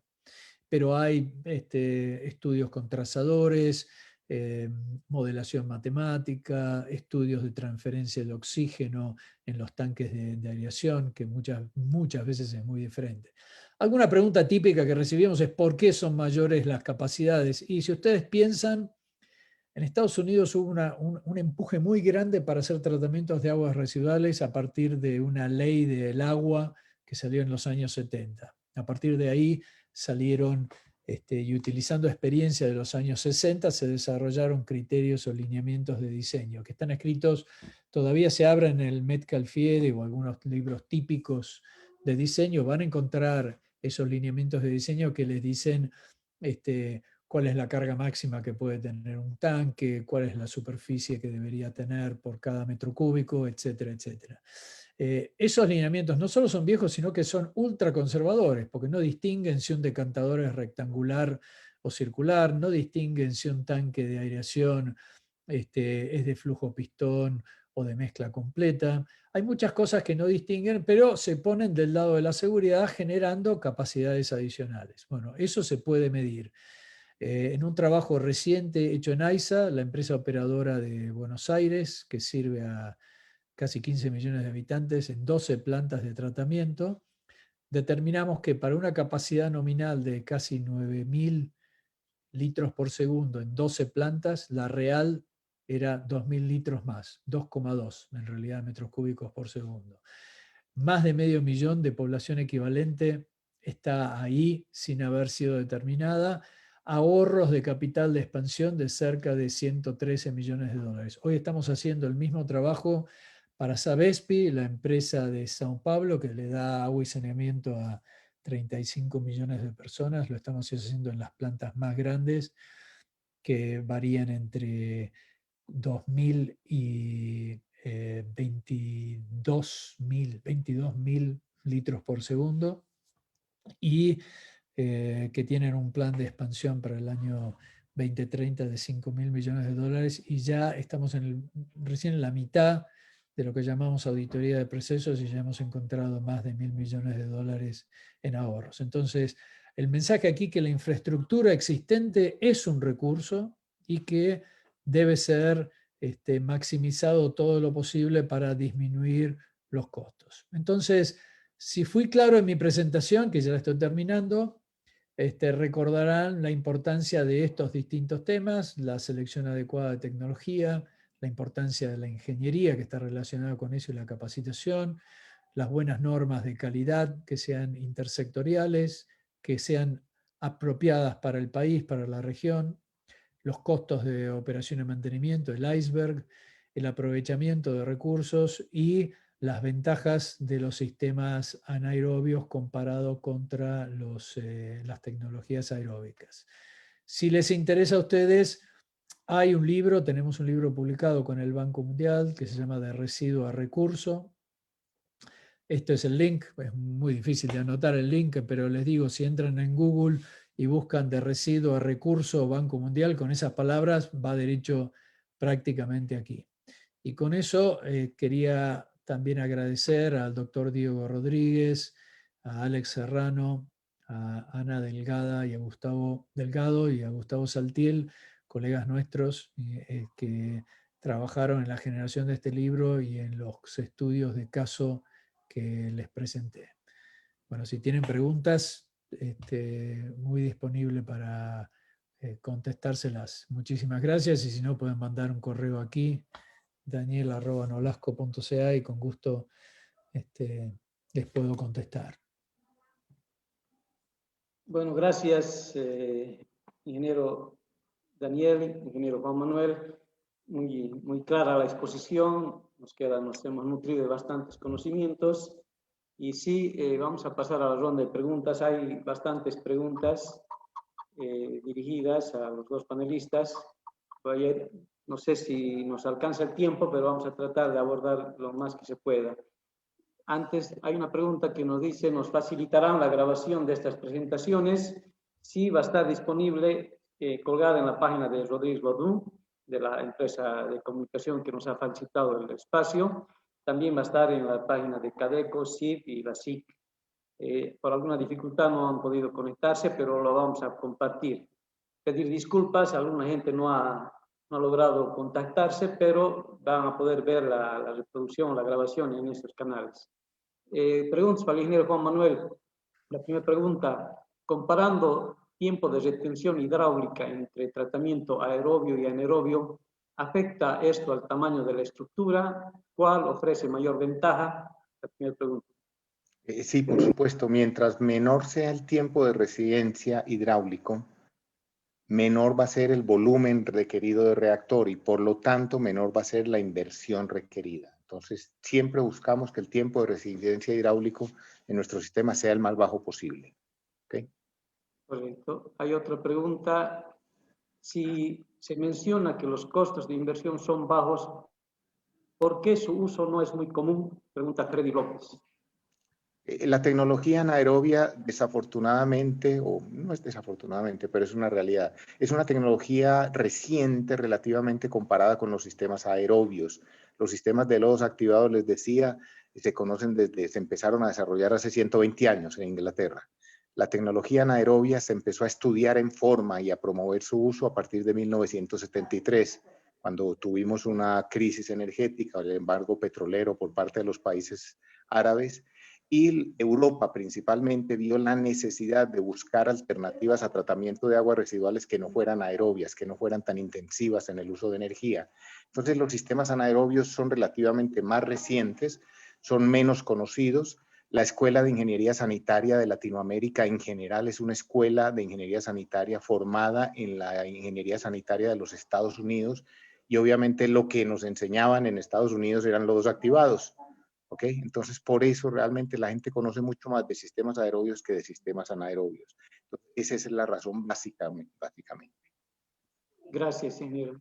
Hay otra pregunta de Miguel Miranda, dice, para el ingeniero Juan Manuel López. ¿El reactor USB cuán sensible es al bajón de la temperatura? ¿Es recomendable para zonas que la mitad del año tiene temperatura media por debajo de los 15 grados centígrados? ¿Es factible calentar el agua? El reactor USB, igual que el sistema de lodos activados, que cualquier proceso biológico es sensible a variaciones bruscas en temperaturas, pero reactores USB los hemos usado con temperaturas ambientes de 10 grados centígrados. Sí hay que tener presente, recordar que la temperatura ambiente es un indicador, pero normalmente las aguas residuales municipales tienen 5 a 10 grados centígrados por arriba de la temperatura ambiente. Entonces, cuando les hablo de que hemos usado reactores USB para 10 grados centígrados, está hablando de temperaturas del agua. Y sí, sí es factible, por supuesto, tratar de utilizar el biogás en precalentar el agua, pero yo diría no es lo más aconsejable directamente hacer esto, por temas de corrosión, por temas de materiales, de una serie de cuestiones. ¿Okay? Otra pregunta de Freddy López.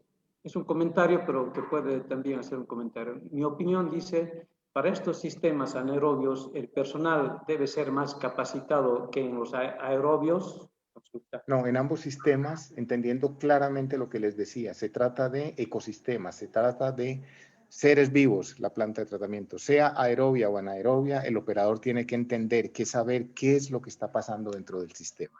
Pero no es cierto que un sistema anaerobio sea más complejo de operar o de manejar que un sistema aerobio, ¿no? Es un paradigma que tenemos en Latinoamérica. Otra pregunta también para el ingeniero Juan Manuel. ¿Podría ampliar cuáles son las razones por las que el reactor USB genera mal olor? No es que genere, tal vez me hice entender mal, es posible que genere malos olores si se desbalancea en su operación. Igual un sistema aerobio también puede generar malos olores si se desbalancea, si no está operando adecuadamente.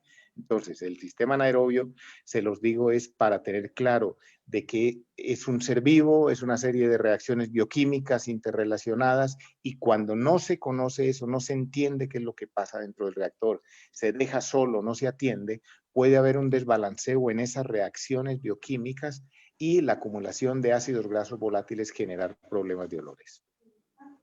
Gracias. Pregunta Freddy López. En los procesos anaerobios y debido al proceso de descomposición de la materia, existe una aportación muy alta de nitrógeno, amoniacal y fósforo que se tiene que eliminar en etapas posteriores.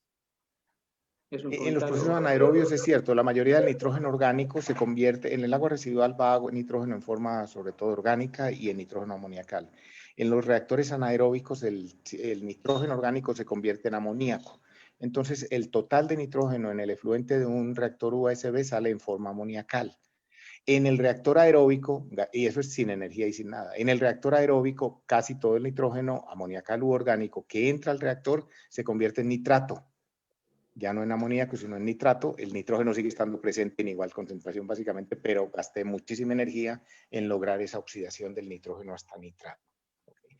Y es cierto, el fósforo permanece en el sistema, hay una parte se consume en la formación de células nuevas de microorganismos, pero el fósforo va prácticamente en la misma concentración en que ingresa. Ahora, si yo voy a reusar esta agua tratada en riego, como los ejemplos que nos ilustró el ingeniero Nolasco, por supuesto yo no necesito remover nitrógeno ni fósforo del agua tratada, porque esos nutrientes me sirven en el riego, en los cultivos donde voy a utilizar el agua. ¿Okay? Es un tema que hay que ver con detalle, y como decía el ingeniero Nolasco, no es cumplir una norma por cumplirla sin saber si se copió, se trajo de la EPA o se trajo de no sé dónde, y ni siquiera sabemos de qué estamos hablando. Entonces hay que estudiar y entender bien la problemática. Bien, ingeniero. Hay un comentario de María Cristina Avellano, muy clara la exposición, gracias. Hay una pregunta de Álvaro Antesana para el ingeniero Juan Manuel López. ¿Cuáles son las ventajas y desventajas de la purga de lodos desde el tanque de aireación, aparte del control de la edad del lodo para lodos activados?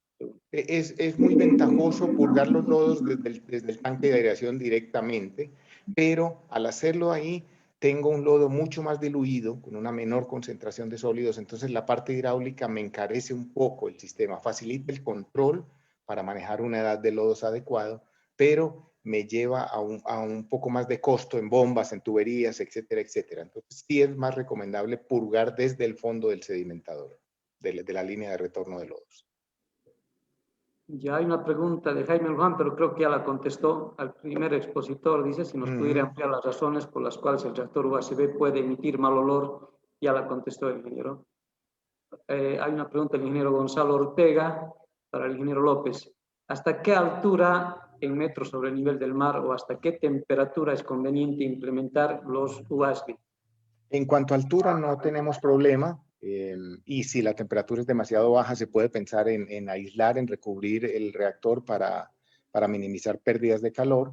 Y en cuanto a temperatura del agua, como les digo, hay reactores que están operando a 10 grados centígrados en la temperatura del agua sin ningún problema.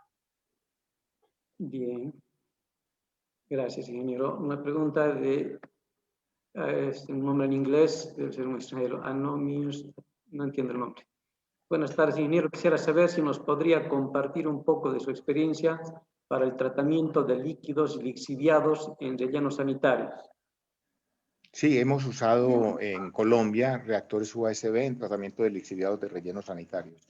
Los lixiviados tienen un tema un poquito complejo y es metales pesados, presencia de metales pesados, los cuales el reactor anaerobio maneja mejor que el sistema aerobio inclusive. Entonces, se puede utilizar, habría que caracterizar bien los lixiviados, ver qué composición tienen y ver hasta qué nivel, qué concentraciones de metales pesados tengamos ahí que pueden ser tóxicos para el reactor. Bien, ingeniero, gracias. Álvaro Antesana, consulta para Juan Manuel López. ¿Hasta qué temperatura promedio del agua residual es eficiente un sistema de tratamiento anaerobio como el USB? No sé si estaba preguntando por la temperatura mínima o hasta qué temperatura ¿Hasta qué promedio. temperatura del agua residual? Sí, las aguas residuales municipales no tenemos ningún problema. Las temperaturas las que salen en nuestras ciudades, en nuestras comunidades, no hay ningún problema. 10 a 20, 25 grados centígrados sin ningún problema. Y mientras más alta la temperatura, como anotaba el ingeniero Nolasco, mucho mejor, ¿no? Bien, ingeniero. A ver. También para el ingeniero Juan Manuel López. El sistema que propone del reactor USB puede aplicarse a plantas móviles, petar para campamentos o perforación, o solo en plantas con tratamiento de aguas de volúmenes grandes a tratar. No, por supuesto, el tamaño no importa, como dirían por allí.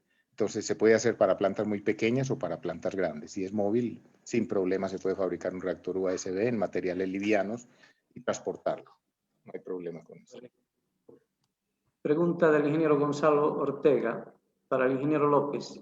En el caso de que se pueda implementar los USB en climas fríos o hasta alturas mayor a 2.500 metros sobre el nivel del mar, ¿puede mejorar el efluente calentando con aguas del mismo USB? Sí, como les decía, podría ser, pero yo aconsejaría más bien el biogás, llevarlo a un sistema de cogeneración, dependiendo obviamente del tamaño de la planta, pero llevarlo a un sistema de cogeneración, generar energía eléctrica y el calor residual de la máquina, del equipo de cogeneración, usarlo ese sí para precalentar el agua cruda. También el mismo ingeniero Gonzalo consulta. Después del USB generalmente se implementa un lecho percolador, un humedal o laguna facultativa. ¿Cuál de estos recomendaría usted? Yo recomendaría primero el filtro percolador, obviamente. Hay quienes dicen, tengo una gran área, una gran extensión de terreno, hagamos una laguna facultativa. Se ha hecho, aquí en México lo hicimos en Guanajuato, en el estado de Guanajuato, un USB y lagunas facultativas. Se ha hecho también con humedales, sin ningún problema. Hay una planta municipal aquí de 30 litros por segundo que tiene USB y humedales, y en los humedales está produciendo flores. Y se venden las flores del humedal, y es un valor agregado que tiene la planta de tratamiento. Entonces no hay ningún problema. Pero si queremos una planta compacta, sencilla de operar y todo, yo diría USB y filtro percolador es lo más sencillo. Pregunta, creo que va dirigida al ingeniero Nolasco, de Levi Aguirre. Pregunta, ¿qué efectos produce la oxigenación a una altura superior a los 2.000 metros sobre el nivel del mar? Ingeniero Nolasco, creo que usted expuso eso. Sí, yo replantearía la pregunta, le diría que no es tanto los efectos, pero cuánto cuesta oxigenar a 2.000 metros, y cuesta mucho, porque no solo la transferencia de oxígeno es función de la presión parcial de oxígeno, y en la altura es mucho menor, como les mostré en el gráfico. Entonces hay que proveer mucho más aire para poder brindar el oxígeno. Por otra parte, la eficiencia de las máquinas es menor, porque se enfrían, el enfriar la máquina, en este caso los sopladores o los motores de los sopladores, es menos eficiente. Así que yo le calculo que debería tener por lo menos un 50 o un 70% más que a nivel de mar. Pregunta de Miguel Miranda para Juan Manuel y para Daniel Nolasco. Creo que ya la contestaron, pero todos modos. ¿Qué opinión o sugerencia nos daría para aplicar un sistema de tratamiento reactor anaeróbico seguido de lechos percoladores? Cualquiera de los dos que pueda contestar. Sí, si quieres, sí, Daniel. Sí, dale, como tú quieras. Sí, el sistema de posttratamiento aerobio, el filtro percolador, es mucho más económico en operar que un sistema de lodos activados. Entonces, por supuesto que es una combinación ideal. Además, recuerden, en el USB yo meto el agua por la parte de abajo del reactor, la saco por la parte superior. Quiere decir que la descarga del USB, al estar elevada, ya estar arriba, ya bombeé hasta allá, pues simplemente la dejo caer sobre mi filtro percolador.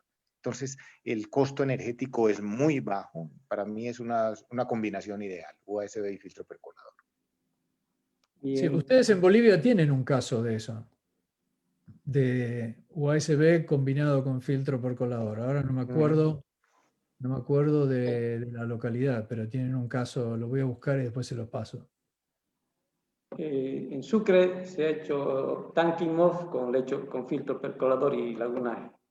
Ah, eso, es exactamente. Sí, sí, sí. No era un IMOF, sí, sin duda.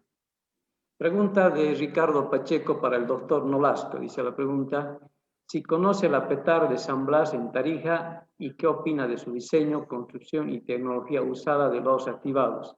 Está en su fase final de construcción y por entrar a la fase de prueba en húmedo. Todavía no recibe agua residual municipal. No, lamentablemente no la conozco. Bueno. Pregunta del ingeniero Gonzalo Ortega para el ingeniero Nolasco. En Foz de Iguazú, Sanepar genera energía eléctrica de los gases de los RALF e inyecta a la red de la ciudad y al mismo tiempo saca la misma cantidad de energía eléctrica en otros lugares, ahorrándose el transporte de energía. No sé si la conoce, ingeniero Nolasco. No, no la conozco y le pido al ingeniero que si me puede mandar un correo a daniel@nolasco.ca, porque es un caso que nos va a interesar mucho en el Banco Mundial para citar en la próxima edición del libro, así que si es tan amable de mandarlo, lo vamos a entrevistar y nos interesa mucho. Pregunta de Álvaro Antesana para Daniel Nolasco. ¿Desde qué edad del lodo se puede pensar en una estabilización del lodo para plantas de aireación extendida? Si es así, ¿se puede optimizar el OPEX de la planta con este criterio? Bueno, a ver, todo en general, a ver, para estabilización, por lo general, lo que usamos es digestión, ¿no? Y en sistemas de aireación extendida, como ya le hemos quemado toda gran parte de la DBO al sistema, nos queda muy poca DBO como para poder disparar un proceso anaerobio. Entonces, lo más común es no solo airear hasta morir a la DBO que nos entra. Cuando digo DBO, tiene que pensar que es energía, ¿no? Es contaminante, pero es energía. Y después al lodo se lo trata por lo general en plantas de escala en digestores aerobios. O sea que no solo no le puedo sacar biogás, sino que lo tengo que airear. Salvo para municipalidades pequeñas a nivel del mar o para casos muy especiales que uno necesita una calidad de efluente muy particular, los sistemas de aireación extendida no son muy recomendables para nuestra región. Bueno, algún lugar donde le regalen la energía, pero no es conveniente. Pero la estabilización, entendida como la eliminación de patógenos o la reducción de patógenos como para poder darle un uso útil o una disposición aceptable al lodo, en el caso de aireación extendida la tiene que hacer o con cal o con algún otro proceso, o si no en escala, usar aireación extendida, que es volver a airearlo. Gracias. De Miguel Miranda para ingeniero Daniel Nolasco. En Latinoamérica existirán experiencias exitosas de plantas de tratamiento de aguas domésticas municipales que sean rentables económicamente, o sea, que cubran sus costos con la venta de agua tratada, venta de lodo, estabilizado uso de gas y cobro de tarifa a cada usuario. ¿Qué tipo de tecnología de tratamiento usan esas experiencias exitosas? Muy buena pregunta. Yo tuve que sacar varios casos por un tema de tiempo. Que sean 100% cubiertos en escala grande. La única que conocemos es el caso que le cité de Minera Cerro Verde, que es una planta municipal, pero operada por un privado y construida por un privado, en el que ganan todos. Después hay otros casos muy buenos, en particular en México, San Luis Potosí, que genera aguas de distintas calidades y que le da a la empresa de energía de México y que le da agua a los regantes. Tenemos casos en Chile, tenemos la planta Dulces Nombres en Monterrey también vende su efluente a Ternium, vende su efluente a Pemex, que es Petróleos de México. Venden cerca de 1 metro cúbico por segundo y tienen contrato para vender otro metro cúbico. Con el primer metro cúbico por segundo que venden, Dulces Nombres cubre el 60% de los costos de operación y mantenimiento. Cuando vendan el segundo van a cubrir todos. Pero así tener una planta ideal que tenga todo y que cubra todo, no. Pero la primera, la del minero Cerro Verde, es un proceso aerobio, pero es un proceso de filtro percolador que tiene un consumo mucho más bajo. La de San Luis Potosí son lodos activados y la de Dulces Nombres son lodos activados también. Pero por el mismo tema que comentaba el colega, la gran mayoría de la gente es más fácil hacer lodos activados porque es un poco repetir la historia. Cuando uno empieza a hablar de anaerobio, la gente empieza a preguntar de la operación, de los olores. Es más difícil ver casos cuando uno va a visitar plantas a Estados Unidos, pero en realidad son procesos muy robustos, ¿no? Gracias, ingeniero. Pregunta de Marco Antonio Romero. ¿Se puede construir una mega planta de tratamiento de aguas residuales cerca de un aeropuerto y en un área urbana de la ciudad? ¿Existen peligros o qué consecuencias pueden tener? Mire, tarde o temprano las plantas que se van haciendo, por lo general uno trata de ubicarlas lo más lejos posible de la ciudad, pero las ciudades crecen, la mancha urbana las termina rodeando. Hay un caso muy bueno en Colombia, que es la planta de San Fernando, está en el medio de la ciudad, tiene los tanques cubiertos y no hay ningún problema. Y lo mismo puede ocurrir en un aeropuerto. Si la planta, si hay vecinos que se pueden llegar a quejar de algún potencial olor, en general, es importante que todos sepan, cuando la planta está bien diseñada y bien operada, no huele. Y uno le planta unos álamos alrededor, alguna cobertura para que no se vea, y la planta funciona perfectamente. Ante el riesgo de que pudiera llegar a oler porque está cerca de algún centro que son muy particulares con el olor, se puede hacer lo que se hace en muchas plantas, que se cubren los tanques. La planta, por ejemplo, principal de tratamiento de la ciudad de Toronto, que le hicimos una auditoría muy grande también, aprovechando la infraestructura existente, le hicimos una auditoría de que les ahorramos casi 400 millones de dólares de expansión, está en el medio de la ciudad. Y no hay ningún problema. Entonces, ¿se puede hacer en un aeropuerto? Sí, se puede. Hay que diseñarla bien y operarla bien. El problema es que muchas veces con los lodos activados que el costo es tan alto de energía que le quieren cortar la electricidad y pretender que no vuela, y eso ya es pedir magia. Bueno, hay una pregunta, o un comentario. Buenas tardes, estimados ingenieros, qué buena explicación, muchas gracias. Consulto, Mariana, hay todavía preguntas, pero nos hemos excedido ya casi en más de 15, casi 20 minutos. No sé si continuamos o finalizamos ahí. Mariana, por favor. Richard, hacemos una pregunta a cada uno y ya finalizamos, ¿te parece? Puedes Está bien. reagrupar quizás. Ya, está bien. Bueno, 2 preguntas más, una para cada panelista. Para el doctor o para Daniel Nolasco, ¿qué opina de los sistemas de watts de tratamiento combinado con planta centralizada? No sé si se dejó entender. ¿Qué opina de los sistemas de watts de tratamiento combinado con plantas centralizadas? Bueno, no se entiende la pregunta. Sistemas, así que quizá es un tema del acrónimo que están usando que no lo entiendo, pero... Tampoco, no, está escrito así, DEWATS, no se lo entiendo. Voy a Camilo, ver si tú lo puedo leer. ¿Cuál es la localización adecuada para emplazar una planta de tratamiento de residuos? ¿Qué ubicación sería la más aconsejable a unos 1800 metros sobre el nivel del mar? Mire, en general, pocas veces tenemos opciones de dónde queremos colocar una planta, pero hay algunas cuestiones que son buenas para tener en cuenta por todo lo que hablamos, más allá de la altura.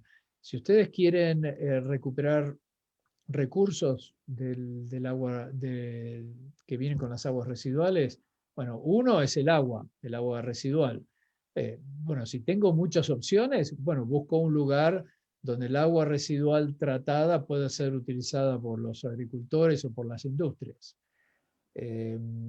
Segundo es energía. Si va a utilizar una planta anaerobia que va a cubrir su energía y va a generar energía, bueno, sería bueno que esté cerca de una red eléctrica para poder venderle la energía a la red. Lo mismo sucede con los biosólidos. Si estoy en una zona agrícola, es mejor. Ahora, en general, pocas veces se dan tantas opciones, pero a nosotros nos tocó el caso de Quito, donde se pretendía tratar prácticamente todo el agua residual de Quito en una planta Vindobona bastante lejos de Quito, y nuestra recomendación en parte fue de hacer por lo menos una o dos plantas cerca de la ciudad para poder darle más agua al río que cruza la ciudad, y también para el futuro poder reutilizarla. Si uno la pone muy lejos, después la posibilidad de reuso me refiero dentro de la urbe, porque el agua siempre se reusa. No hay nueva agua en este planeta, ¿no? Pero reusarla con algún beneficio económico es mejor tener lo más cerca posible de las fuentes de demanda. No sé, ingeniero, usted si tiene algún comentario. Va la última pregunta dirigida al ingeniero Juan Manuel, es similar, por eso que me la corto. Dice, ¿es posible usar el efluente de las PETAR en el reuso agrícola para aumentar su sostenibilidad? No solo es posible, sino que es recomendable, es lo mínimo que se debería de hacer. Yo sí quiero reforzar un poquitico lo que decía el ingeniero Nolasco hace unos momentos. México, en el centro de México, es un país semidesértico, realmente estamos en el semidesierto, y la industria sigue creciendo en México, pero no hay suficientes fuentes de agua, de tal manera que casi todas las municipalidades están construyendo plantas de tratamiento de aguas residuales más que pensar en cumplir legislación ambiental y cosas de estas, solamente con un objetivo, con tener agua tratada para darle a los parques industriales que se han estado instalando. ¿Ok? Entonces, el gran corredor del Bajío, que creo que Daniel lo conoce aquí desde San Juan del Río hasta San Luis Potosí, hasta Guanajuato, hasta Aguascalientes. El futuro de este desarrollo industrial se visualiza gracias a una fuente de agua, y es agua municipal tratada. ¿Ok? Entonces, es tratar el agua para venderla a estos nuevos desarrollos industriales. Si no existiesen los parques industriales, la zona agrícola, por supuesto, allá es lo mínimo donde debe ir el agua tratada. Entonces, no solo es aconsejable, es lo mínimo que se debe de hacer con esta agua. ¿Okay? Bueno, muchas gracias a ambos ponentes, realmente valiosa todas las experiencias, todos los conocimientos que nos han brindado.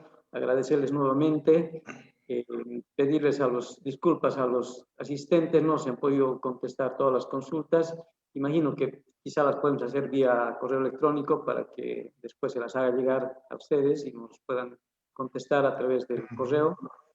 Y bueno, agradecerles una vez más, agradecer la paciencia de los asistentes. Creo que se ha cubierto la expectativa. Hemos tenido algo de 145, creo, participantes, de algo de 160 o 170 inscritos.